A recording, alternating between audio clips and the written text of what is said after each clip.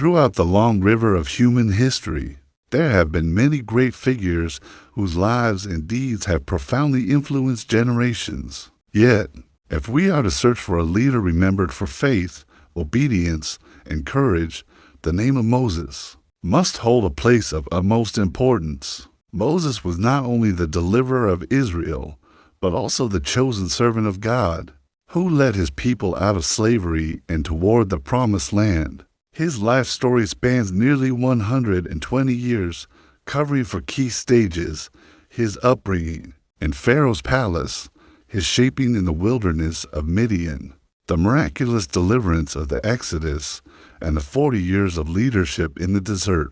The life of Moses is not merely an ancient biblical story, it is also a mirror of our spiritual journey today. He experienced transformation from fear to courage, from insecurity to strength, from failure to obedience. The Bible, in Hebrews 11:24-27, describes him in this way: by faith Moses, when he had grown up, refused to be known as the son of Pharaoh's daughter. He chose to be mistreated along with the people of God rather than to enjoy the fleeting pleasures of sin.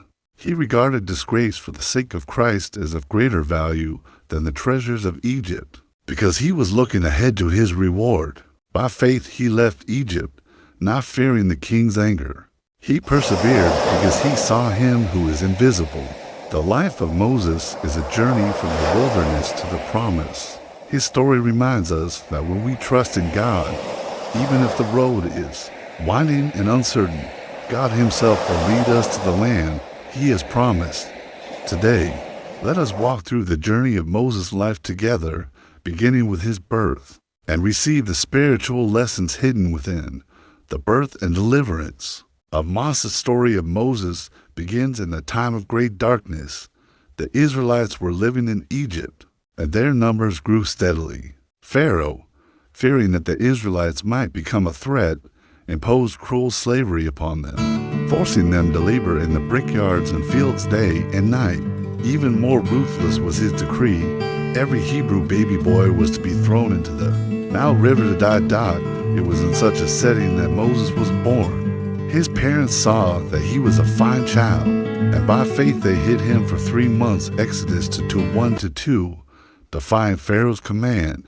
But as the baby grew, it became impossible to hide him any longer.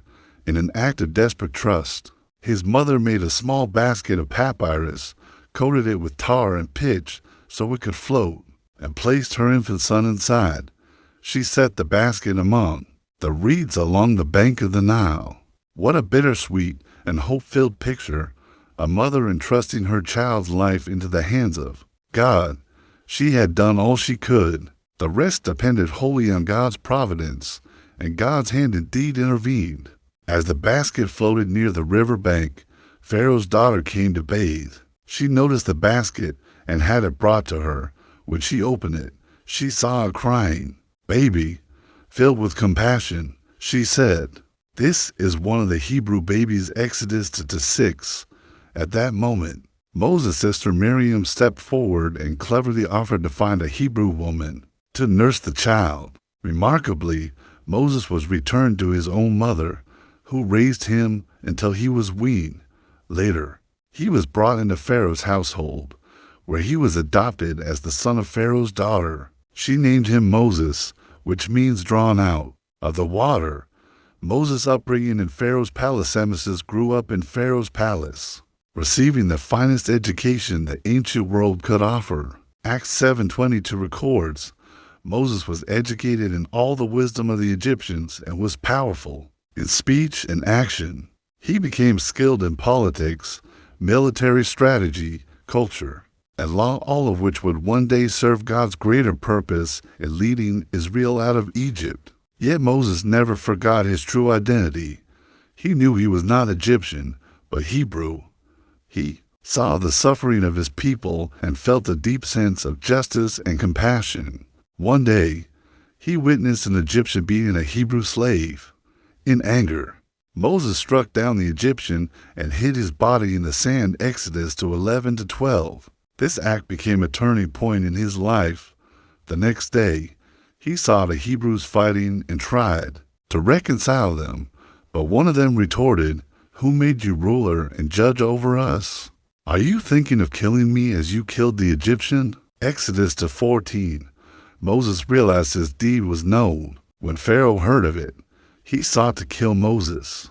And so Moses fled from Egypt into the wilderness, a journey that would change the course of his life. Spiritual reflections from the birth and early years of Moses, we learn several vital lessons.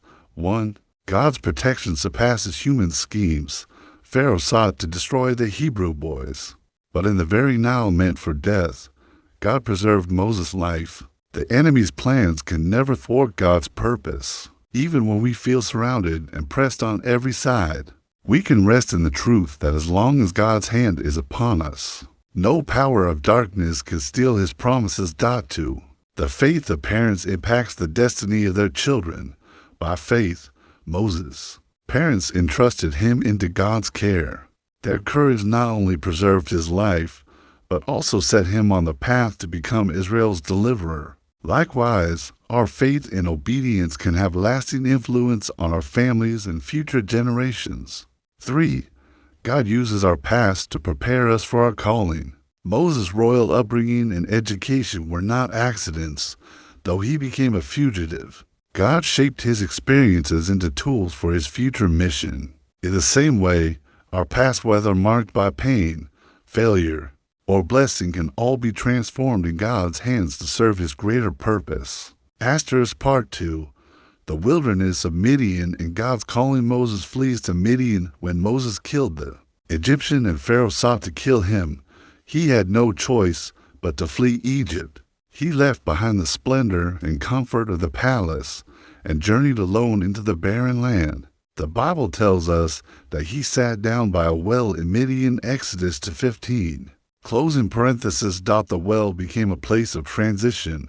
Moses' life, once marked by privilege as a prince, suddenly shifted to that of a fugitive. This well symbolized both his helplessness and the beginning of a new chapter written by God. There, Moses encountered the 7 daughters of Jethro, the priest of Midian, when shepherds tried to drive them away. Moses defended them and even helped water their flock. Hearing of this, Jethro admired Moses' courage and gave his daughter Zipporah to him as wife. Moses settled in Midian, and they had a son, whom he named Gershom, saying, "I have become a foreigner in a foreign land." Exodus 22. From this point, Moses entered the second 40 years of his life. If his first 40 years were about glory and privilege, the next 40 were about obscurity and hiddenness. Moses was no longer a prince of Egypt, but a shepherd in the wilderness of Midian. 40 years of wilderness training. For 40 years, Moses tended sheep in the wilderness. Imagine every morning leading the flock to find pasture and water, every night resting under the stars with only the sheep for company. He had fallen from the seat of power to the humblest of roles.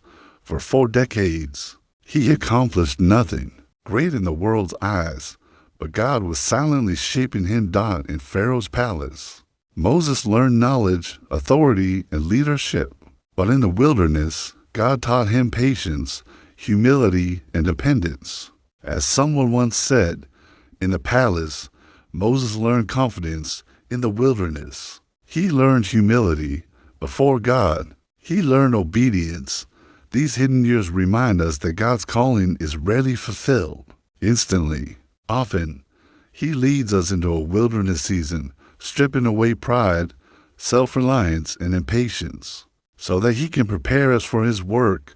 The cry of God's people. Meanwhile, in Egypt, the Israelites groaned under their suffering and cried out. Exodus 23-25 records, "During that long period, the king of Egypt died. The Israelites groaned in their slavery and cried out, and their cry for help because of their slavery went up to God. God heard their groaning, and he remembered his covenant with Abraham, with Isaac, and with Jacob. So God looked on the Israelites and was concerned about them." God's timing is always perfect. While Moses was being refined in the wilderness, the cries of Israel were rising to heaven. God had not forgotten his people. Nor had he forgotten his plan for Moses, the burning bush. God's calling what seemed like an ordinary day. Moses was leading his flock near Mount Horeb, the mountain of God. Suddenly, he saw a strange sight, a bush on fire, yet not consumed. Filled with curiosity, he drew near. Then God called out to him from within the bush, "Moses, Moses." And he answered, "Here I am." Exodus 3:1-4. God said, "Do not come any closer.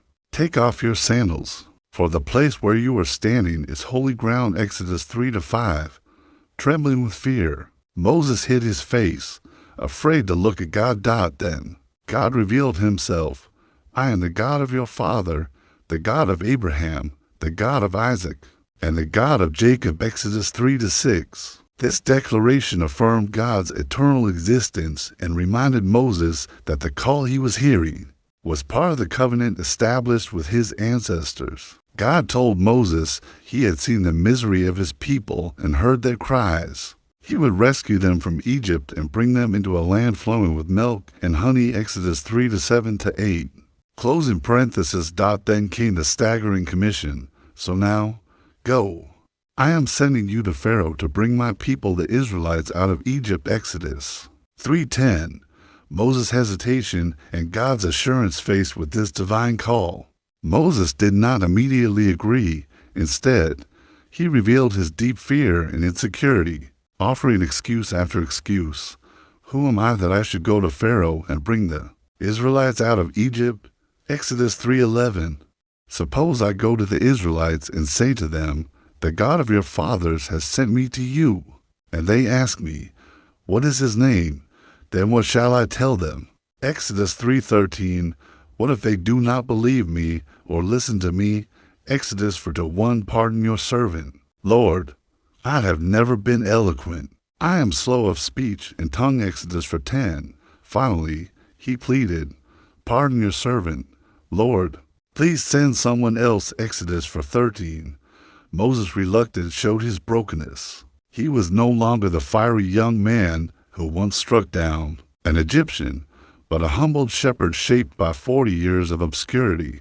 Yet God's calling did not waver because of Moses' weakness. Instead, God gave him the greatest assurance, "I will be with you." Exodus 3:12. He revealed his name, "I am who I am." Exodus 3:14.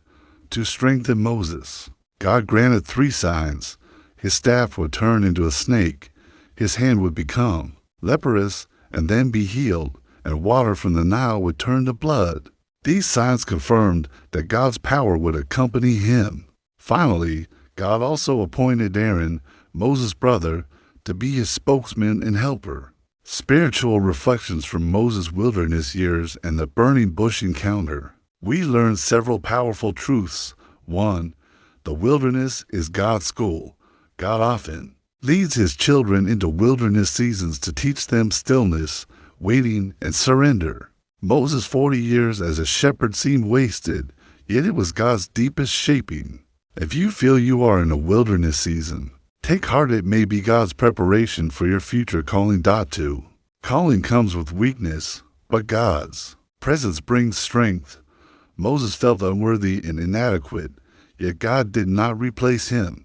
Instead, God promised, "I will be with you." Our service to God is not rooted in our ability, but in his presence. 3. God's name is I Am. When God declared, "I am who I am," he revealed himself as the all-sufficient one. Whatever we lack, he is the answer. If you lack courage, he is your courage. If you lack wisdom, he is your wisdom. If you lack strength, he is your strength. His name assures us of his presence and provision, answers throughout the long course of human history. There have been many great figures whose lives and deeds have profoundly influenced later generations. Yet if we are to look for a leader remembered for his faith, obedience, and courage, the name of Moses surely holds an extremely significant place. Moses was not only the liberator of the people of Israel, but also the servant chosen by God to lead them out of slavery into the promised land. His life spanned nearly 120 years and can be divided into four key stages: his upbringing in Pharaoh's palace, his shaping in the wilderness of Midian, the miraculous events of the Exodus, and the 40 years of leadership in the desert. The life of Moses is not merely an ancient biblical story, it is also a reflection of the spiritual journey of believers today. He experienced transformation from fear to courage, from insecurity to strength, from failure to obedience. The Bible, in Hebrews 11:24-27, evaluates him in this way. By faith, Moses, when he had grown up, refused to be known as the son of Pharaoh's daughter. He chose to be mistreated along with the people of God, rather than to enjoy the fleeting pleasures of sin. He regarded disgrace for the sake of Christ as of greater value than the treasures of Egypt, because he was looking ahead to his reward. By faith he left Egypt, not fearing the king's anger. He persevered because he saw him who is invisible. The life of Moses is a journey from the wilderness to the promise. With his very life, he showed us that when we trust in God, even if the path is winding, even if the future is unknown, he will surely lead us to the land he has promised. Today, let us step into the life journey of Moses, beginning from the moment of his birth, and receive the spiritual lessons within. The birth and rescue of Moses. Story of Moses begins in a very dark era. At that time, the Israelites were living in Egypt, and their numbers were rapidly increasing. Pharaoh, fearing that the growing population of Israel would threaten Egypt's security, subjected them to harsh slavery, forcing them to labor day and night in brick kilns and construction sites. Even more cruelly, Pharaoh decreed that every newborn Hebrew boy must be thrown into the Nile River to drown. It was in such an environment that Moses was born. His parents saw that he was a fine child, and by faith they defied the king's edict and hid him for 3 months. Exodus 2:1-2. But as the child grew, it became impossible to conceal him any longer. So his mother made a papyrus basket, coated it with tar and pitch so it could float, and carefully placed Moses inside, setting the basket among the reeds along the bank of the Nile. It was a heart-wrenching yet hope-filled scene, a mother entrusting her child's life into God's hands. She had done all she could. The rest was fully dependent on God's protection. God's hand intervened in a marvelous way. As the basket floated near the river bank, Pharaoh's daughter came to bathe. She noticed the basket and sent her servant to fetch it. Upon opening it, she saw a crying baby.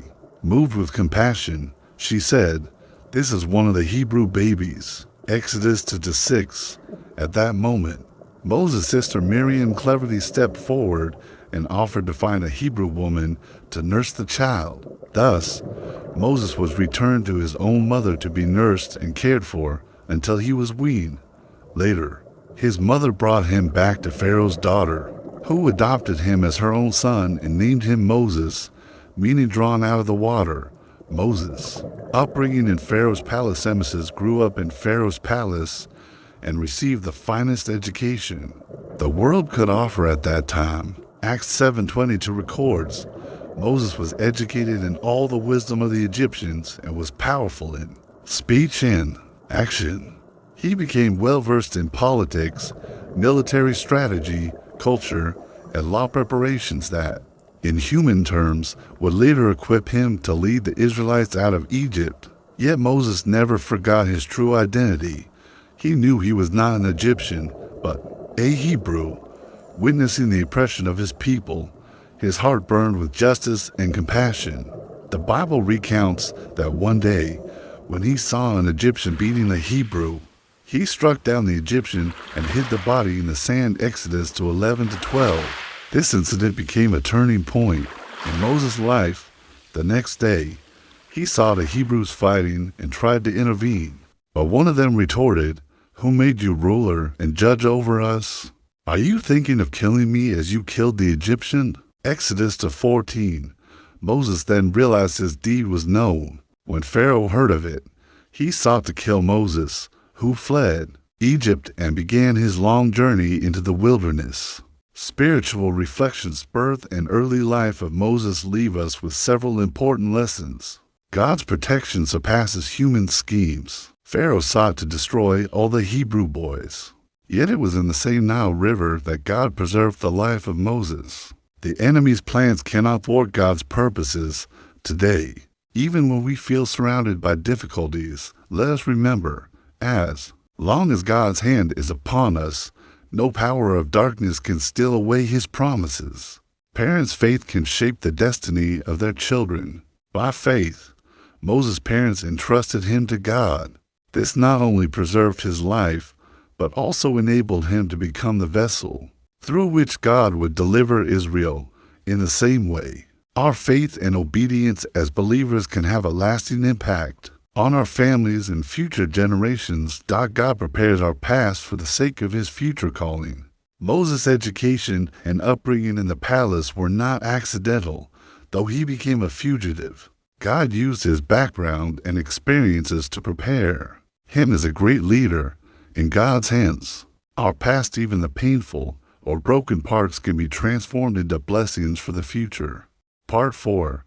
Leading in the wilderness in God's presence, trials and provision in the wilderness. After the Israelites crossed the Red Sea, they officially began their journey toward the Promised Land. However, the road was not easy. The wilderness lacked food and water, and the harsh conditions soon caused the people to complain to Moses and Aaron. "Why did you bring us out here to die of hunger in the wilderness?" Exodus 16:3. Amid their complaints, God showed compassion and performed miracles. He provided manna in the morning, like bread from heaven, and quail in the evening to satisfy their desire for meat. The manna appeared every morning as thin white flakes, tasting like honey cakes. The people were to gather only enough for each day, symbolizing that God's provision is fresh daily and sufficient for each moment. When they were thirsty, Moses struck a rock with God's instruction, and water flowed out to quench the thirst of both the congregation and the livestock. Exodus 17:6. This living water also prefigured Jesus Christ, who said, "If anyone is thirsty, let him come to me and drink." John 7:37. Battles in the wilderness at Rephidim. The Israelites faced an attack from the Amalekites. Moses instructed Joshua to lead the army into battle while he went up the hill with Aaron and Hur. As long as Moses held up his hands in prayer, Israel prevailed. When he lowered them in fatigue, the enemy gained the advantage. Aaron and Hur held up his hands steadily until sunset. Ultimately, Israel defeated the Amalekites through God's power. Exodus 17:8-13. This battle demonstrated God's salvation and taught the Israelites that victory does not come by human swordsmanship, but through God's presence and the support of prayer. Mount Sinai and the Ten Commandments. Israelites arrived at Mount Sinai, where God appeared to Moses. The entire mountain trembled with thunder, lightning, and the sound of the trumpet, and the people stood at a distance, trembling. Here God gave the 10 Commandments as the foundation of his covenant with his people. The 10 Commandments are more than laws. They reflect God's holy character. They can be summarized into directions. The first 4 teach how to love God, no other gods, not taking his name in vain, keeping the Sabbath holy. The last 6 teach how to love others, honor parents, do not murder, do not commit adultery, do not steal, do not bear false witness, do not covet. Moses spent 40 days and nights on the mountain, receiving not only the 10 Commandments, but also detailed instructions for constructing the tabernacle. The tabernacle was a sign of God dwelling among his people, symbolizing his presence. The betrayal of the golden calf, however, while Moses communed with God on the mountain, the people grew impatient waiting. They asked Aaron to make them a god. Aaron collected their gold and fashioned a golden calf. The people offered sacrifices and celebrated before it, saying, "These are your gods, Israel, who brought you up out of Egypt." Exodus 30:2-4. This was a severe act of rebellion. When Moses descended the mountain and saw this, he was furious. He smashed the tablets of the Ten Commandments and destroyed the golden calf. He also interceded for the people, pleading with God to forgive their sins, even offering to have his name blotted out of the book of life on their behalf. Exodus 32-32. Moses' intercession demonstrated his love and responsibility as a leader. In the end, God disciplined the people for their sin, but relented from full judgment due to Moses' prayer. God's glorious presence. Moses ascended the mountain again, asking God to reveal his glory.